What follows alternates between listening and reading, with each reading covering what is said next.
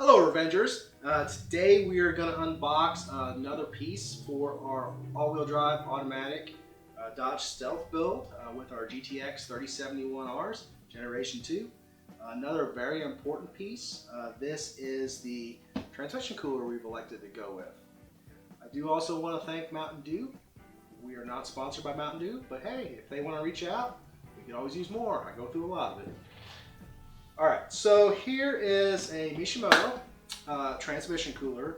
To be honest, there's not a lot of data on the internet about how big a transmission cooler that you should run with one of these W4A33s. Not saying that it's secret or anything, I just don't think that we're in the correct circle to know all that type of stuff. And so we're going to have to try some stuff, and if this doesn't work, it doesn't work. If it does, fantastic. So if anyone wants to comment and say that this is way too small, go for it. So I'd love to hear from you. Definitely, we try to keep an open mind for things we're not experts on, things like that. There's always opportunities to learn. So, did want to mention, this has a lifetime warranty. How often do you get that on a transmission cooler? Great stuff, Mishimoto. We offer pretty much everything Mishimoto has, and this is just another item that we wanted to try out. So, in the box, you have a very nice padding here so your item arrives undamaged. This is a cooler with a fan. We thought that pretty critical because we'll be staging the car at the drag race, and we want to have active cooling going on while the car's sitting still. And so that's why we wanted to go with the fan. We may end up putting a thermostatic trigger on this, either through the ECU or piggybacking off the coolant fan relays.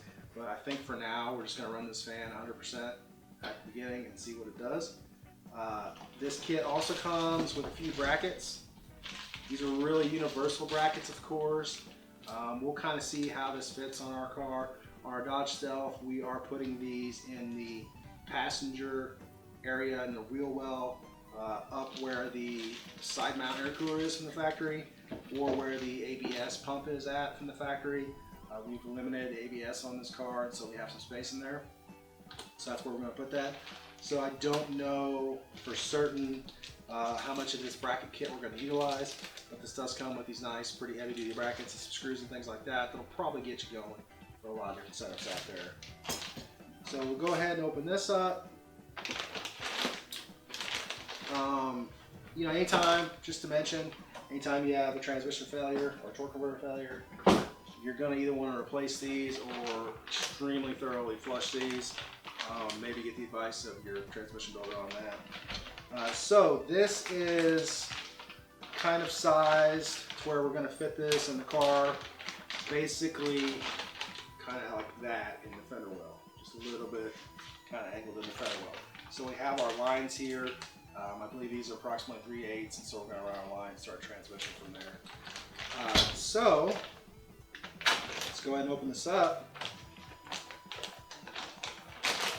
So this has quite a big fan on it. This is not the biggest core out there.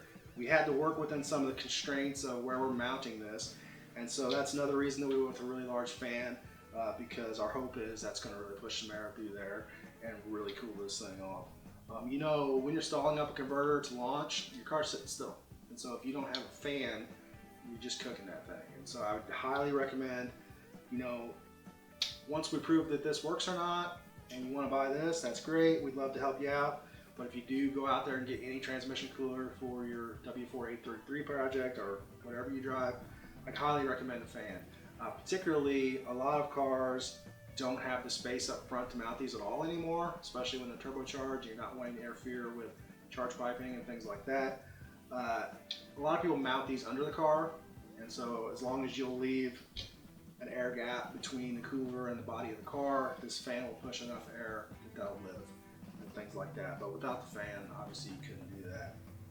So I believe this is approximately about 12 inches by about 8, and so we may be able to fit a little bit bigger cooler where we're putting it, but we wanted to have enough room to kind of position the lines optimally and not put kinks in things or stuff like that, and just not have it crammed so far up against the body that we had a hard time getting it to fit or beating in the bumper and stuff like that.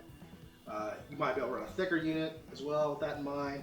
But we've always found with any kind of cooler, surface area is more important than the depth of the thickness, and so we try to get one with kind of the biggest surface area that we thought we could fit in there. And so we will be obviously monitoring the temperature of our transmission, and we're going to show kind of how this works. I think with our high stall converter and our projected power output of 800 to 900 wheel horsepower, we'll be giving this cooler a workout, and we'll kind of see how it works. So if you like the content we're producing here at Revenge Performance on our YouTube channel, please subscribe, please ring the bell, please comment. We really need your comments. Let us know if you've run a cooler of equivalent size with a type of car like this. We could be way off base, this could be way too small, but I think it's going to work. And so let's get revenge on your ride with Mishimoto.